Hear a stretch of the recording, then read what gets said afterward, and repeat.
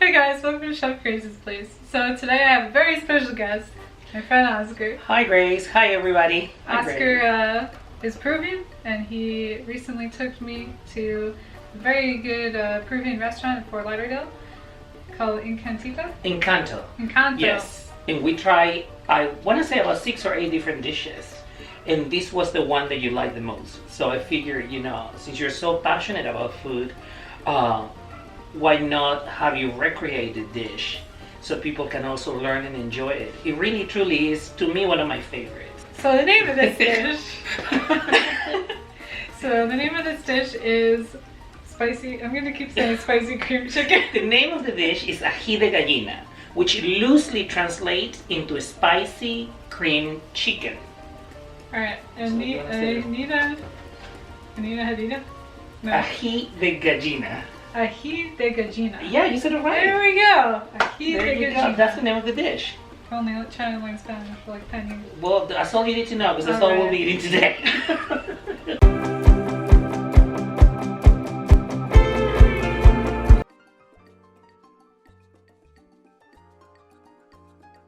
So let's talk a little bit about the ingredients before we get started. Remember, you always want to have your mise en place set up before you start cooking. One of the main ingredients in this is these peppers, right? I'll be the model for you, Grace. There you go. These are Peruvian peppers. These are Peruvian yellow peppers. They are not really the spices of all peppers, but they do have very good flavor. And again, you can always take some of the spice out to level it to your liking. So if you're using the fresh peppers, there's also an option to use this pepper paste, which is good because it's always going to be the same consistent level of spice. Whereas if you have a pepper, all peppers are going to range from individual pepper of how spicy they are. A way to combat spiciness, if you don't do spiciness, is to take out the seeds and the membranes. And you can also blanch and shock the pepper to get a little more of the capsaicin out if you're really trying to get rid of all the spice.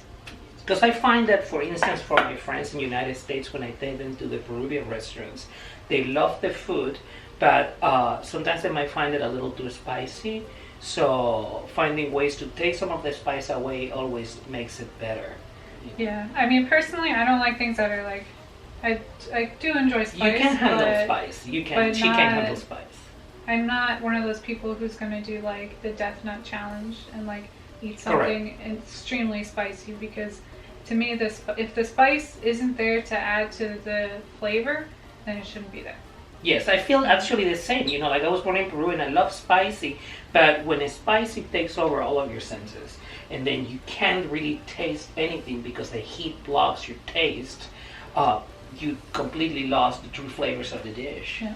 Okay. So some common things that are in this dish: we have onions, we have salt, pepper, turmeric, cumin, and this might not be that common for you. This is a garlic paste. You could buy this online, but you could also use fresh garlic. I'll put links in the descriptions to all the foods that might be a little exotic for where you're living. And for Peruvian food, what they like to call on the culinary world, the holy trinity of it is always the red onions, the yellow pepper, and the garlic. So this is a starting point for you to make me this dish. I'm hungry.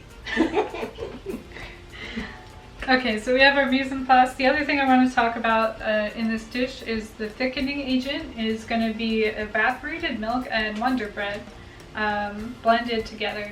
So make sure you soak that first before you get started. Another thing we have prepped is some boiled shredded chicken. Make sure it's boiled. This is chicken breast, but you could use any part of the chicken for this. Alright, so we have to shred the chicken, and personally, I find that doing it with 2 forks takes a long time, but I found this trick online and I think it works, and I use it all the time.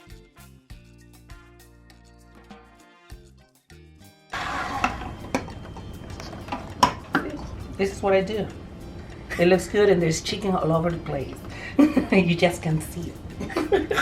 The other thing is we have Parmesan cheese, which is apparently very controversial.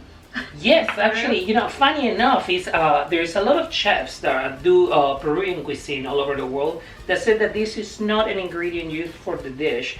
However, I find it, and like I said, I eat Peruvian food often, that it adds a layer of flavor that I personally like, and it gives them a different texture, makes it a little creamier. So I definitely will say is something that you must add to your creamy chicken sauce.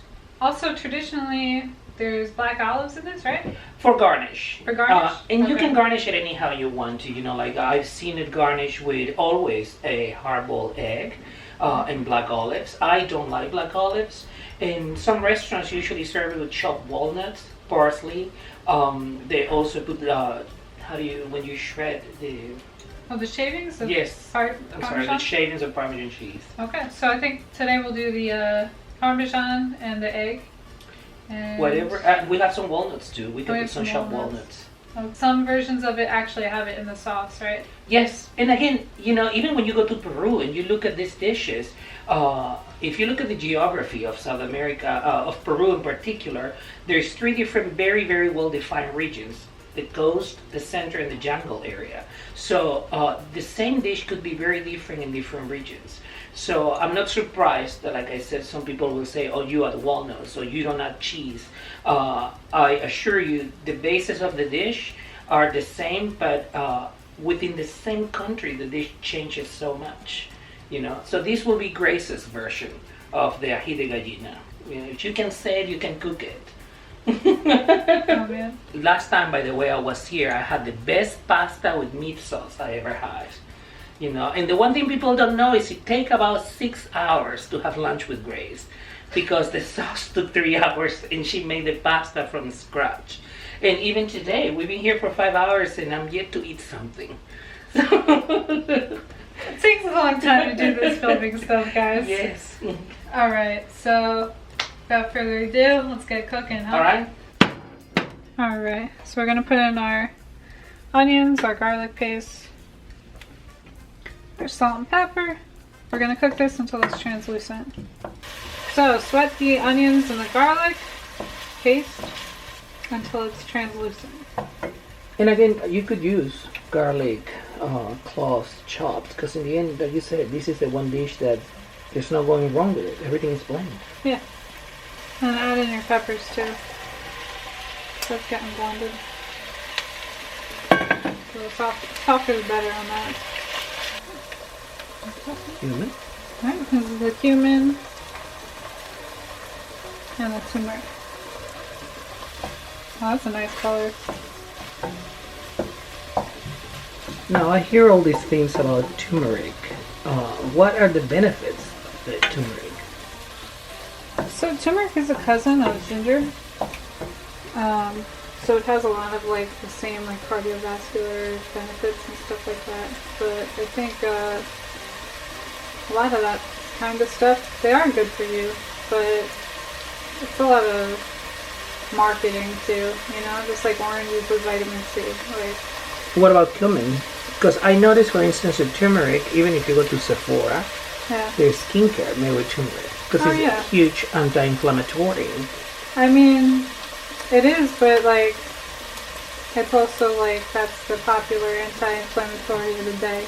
There was a big fad with garlic a couple years ago being anti-inflammatory, and it's just just eat your vegetables, guys. You'll be fine.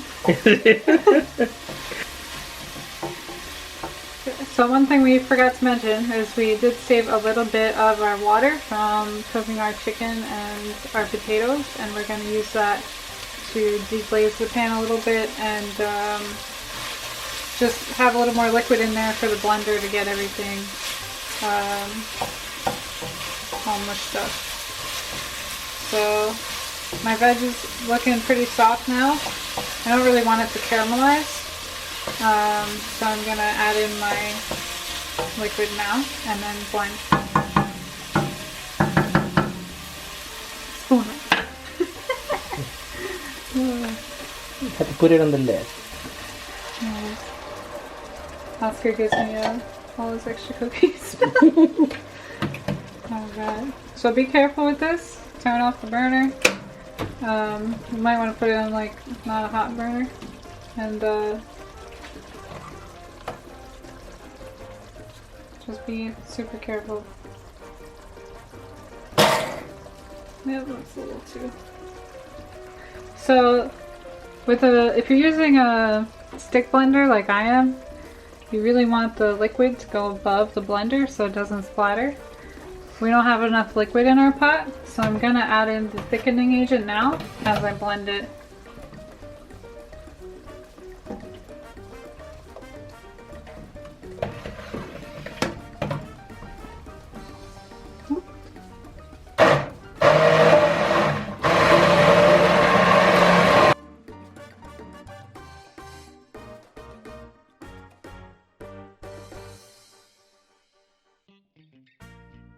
Once you're done blending your sauce, Sauce for the chicken. alright, either add it back to the pot if you are using a regular blender, or just return it to the stove if you're using a stick blender. And add your chicken back in, and then we're gonna heat this on low. You know? Why don't you take a look at this, because I feel like this thickness is pretty good. But Yeah, if you think it's good, it's good. We just use the broth. You know, sometimes it's needed. how long does it need to cook? Well, that's the thing about it. You know, like I usually cook it for a few minutes, but like you taught me early on, the flour is what needs to be cooked. But when you're using bread, it's already a cooked thickening agent. Yeah. All right. So we just took. And now. Aji de Gallina. Aji de Gallina. Aji de Gallina. Yellow creamy pepper chicken. Aji de Gallina. Yes. And it actually smells amazing. It smells really, really good. It smells just like the ones I used to have in Peru. Yes. Pretty you good did for my very first good. time. You did very good for your first time. It's actually amazing. Really, really good. So we're gonna stir in the Parmesan cheese now. Yes. And that you can actually add it when you're actually cooking it. Okay. But I think it's better now because it will give it another layer of texture to it. Yeah, to be like kind of like half melted. Yes. That'd be cool. Alright. And then we're just gonna start it. It smells delicious. Oscar didn't starve to death. I know. we in South America, rice is part of a daily meal. Oh, that So changes the whole smell. I know it does. It actually, I think it does add to the flavors. It Yeah. makes it even better than what already is. But I was saying in South America, we eat rice every day. Here in America, they're a little more conscious about their carbs intake. So to have rice and potatoes on the same dish, I felt it was a little too much. So we're just gonna have it with potato. Looks good. You even got the little orange specks from the pepper. It looks really good. I'm excited. It's actually exacting from the restaurant. So to be your first time, it came out amazing. And we garnish it with walnuts, or you can use parsley, shaved Parmesan. You know, I like to put a little bit of walnuts and always a hard-boiled egg. You know, it's just part of a. I like the Traditional idea dish. too of the pepper, the green pepper, because it For a adds little bit of for color. color. Yeah. Yeah. Couldn't wait for you to do it. I need to eat. Delicious. Delicious. It looks amazing. All right, let's try it Here out. we go. Let's try this. Cheers. Really, really good. Pretty impressed, Grace. It actually has the level of spice that I like. You know, It's not that it's spicy. creamy. It has a little bite to it, but it's not. It's barely there, but Yeah. it's delicious.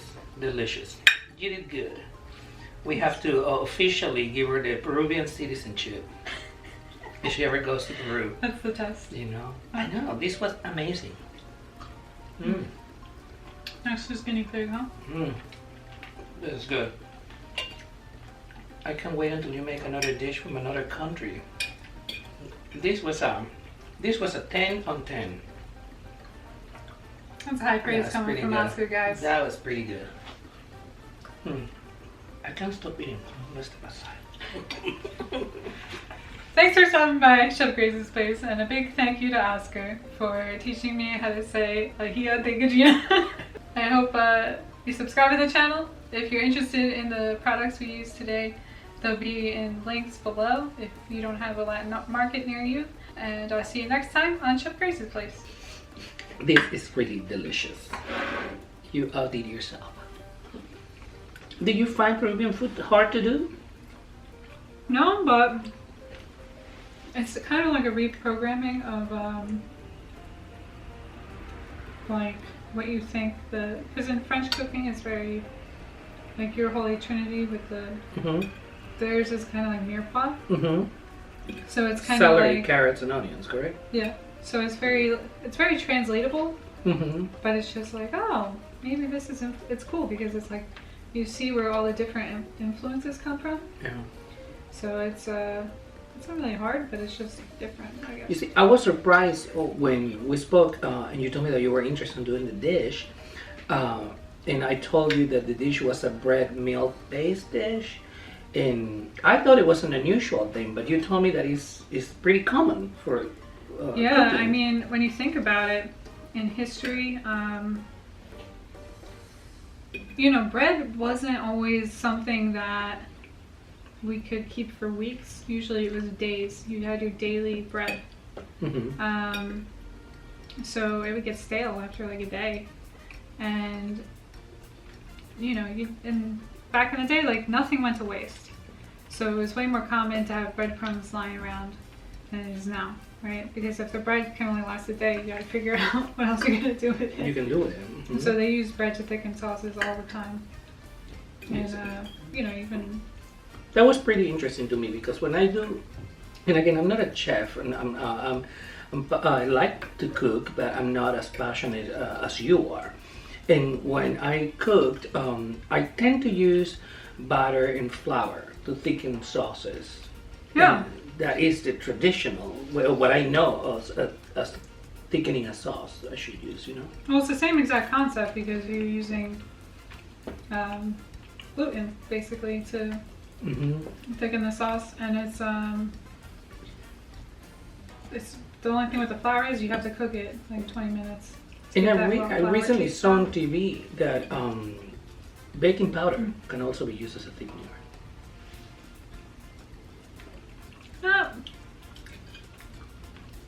I remember that one. Baking powder? Baking powder. And I can remember in what show What? it was. They were trying to thicken a sauce and they said a little bit of baking powder will do the trick. I haven't tried it. I have used, like I said, butter and flour and, well, my thickening element in this, which is the bread and milk. Huh. I mean, I would say it would like, because you gotta be careful with that because it's gonna change the acidity too. So, like for instance, if you put that in something that was like red, it would turn it like dark red. It's gonna change the chemistry of it and the pH level. So, I wonder what that's used in. That's interesting. Do you find that cooking Peruvian food and using these Peruvian peppers, do you find a difference between the flavors of this particular pepper and, for instance, a poblano pepper and a serrano pepper? Yeah, I think I love this pepper. I actually never tried it until you gave me the went ones to the from your restaurant. yard. Oh, the ones that grew in my yard. Yeah. I do taste in this pepper.